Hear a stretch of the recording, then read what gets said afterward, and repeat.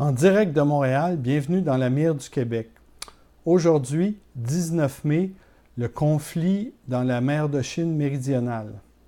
Donc, la montée de la Chine comme puissance économique et militaire, à la fois régionale et mondiale, et certains développements récents ont mis en lumière ce conflit qui était plutôt de basse intensité, qui dure maintenant depuis les années 60. Selon Wikipédia, ce conflit implique différentes îles et archipels de la mer de Chine méridionale, qui est bordée au nord par la Chine, à l'est par les Philippines, à l'ouest par le Vietnam, au sud par la Malaisie et Brunei. Le Japon et les Américains, le Japon réclame les droits et les Américains sont présents avec la 7e flotte basée au Japon et le désormais célèbre porte-avions Carl Vinson dont on a parlé lors du conflit avec la Corée du Nord. On doit rappeler que Taïwan, le Japon et les Philippines sont des alliés des Américains dans la région. Les territoires revendiqués sont des petites îles qui sont au cœur de la zone internationale et point chaud du conflit. Ces îles, c'est les îles Spratlys. Également, il y a les îles Paracel, les îles Pratas, le récif de Scarborough et du banc Macclesfield, revendiqués par l'un ou l'autre de ces pays. Encore une fois, ce sont de très petites îles. Ces îles sont à la base inhabitées, mais occupées militairement et civilement par des pêcheurs maintenant. Elles sont coralliennes, parfois de simples bancs de sable, et parfois carrément artificielles. Les Chinois en ont bâti 7 au total. Puis ça devient des bases militaires qu'on appelle aussi la Grande Muraille de Sable. Bon, certains analystes l'ont appelé comme ça parce que faisant référence à la muraille de Chine par les Chinois. Certaines de ces îles ont des pistes d'atterrissage, des radars et même des missiles de défense et des troupes. Normalement, chacun des pays a le droit à une zone économique de 200 000 marins à partir de sa frontière terrestre, selon l'ONU.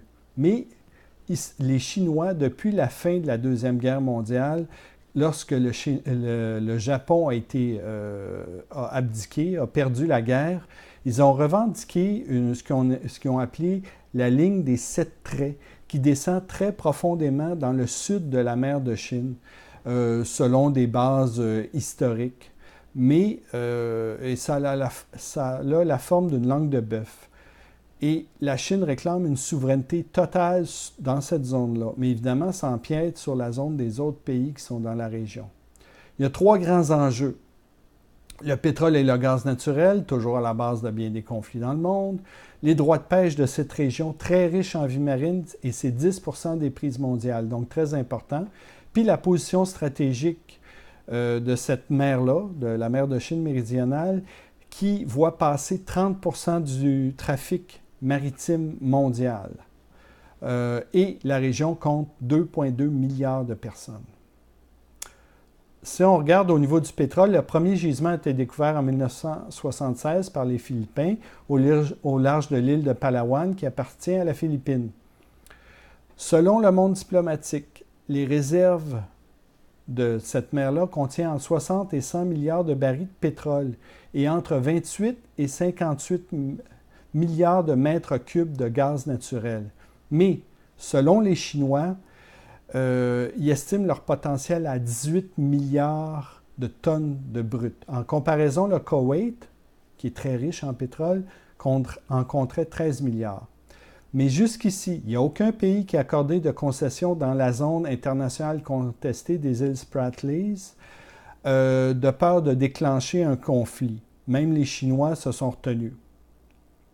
Mais, toujours selon le monde diplomatique, les Chinois ont quand même dépensé plus de 830 milliards d'euros ou 1 milliard de dollars américains pour construire le HYSY 981, qui est une énorme base, une plateforme pétrolière semi-submersible. C'est la première pour les Chinois.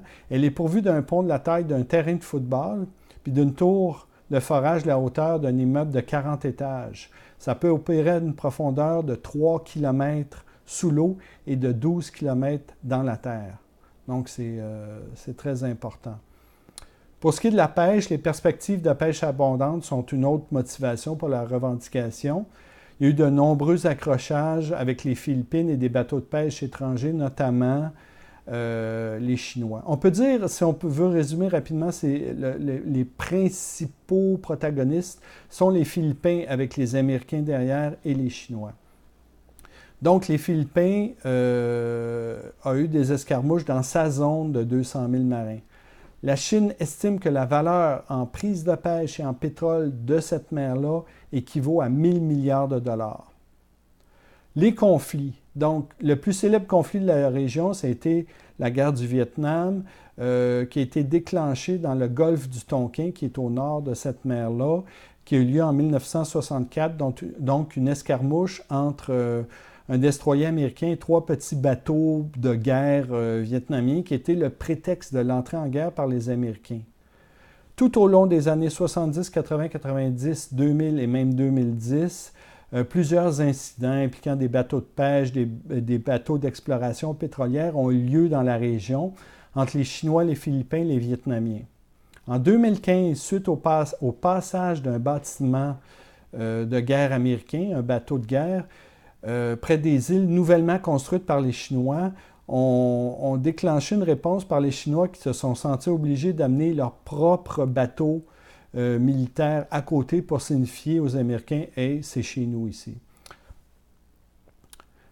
À cause de leur présence, les Chinois veulent déclarer une zone d'identification aérienne au-dessus de la zone avec droit de passage, avec permission, au-dessus de pratiquement toute la mer. Mais les Américains continuent de patrouiller la zone avec leurs chasseurs qui sont sur les porte-avions. Donc, pour l'instant, les Chinois ne sont pas encore allés jusque-là, mais c'est leur intention. Pour l'instant, la bataille a surtout été légale devant le tribunal de La Haye. En 2016, ils ont passé un jugement suite à une revendication de la Chine et des Philippines que la Chine n'avait aucune base légale pour revendiquer plus que les 200 000 marins pour leur zone économique. Les Chinois ont complètement ignoré le jugement jusqu'ici, mais personne n'a osé les contredire, si on veut. Les Américains ferment un peu les yeux, continuent à patrouiller la région comme si de rien n'était. Aujourd'hui même, le 19 mai, durant un discours à Davao, aux Philippines, le président philippin Rodrigo Duarte a dit que son homologue chinois, Xi Jinping, a averti les Philippins de ne pas forer de pétrole dans cette zone et que Pékin irait en guerre si Manille fore du pétrole dans la zone contestée internationale. Donc, ils sont très sérieux, les Chinois. Ils ne veulent pas. Si nous, on n'y va pas, vous n'y allez pas, parce que c'est vraiment le cœur de l'enjeu ici, là.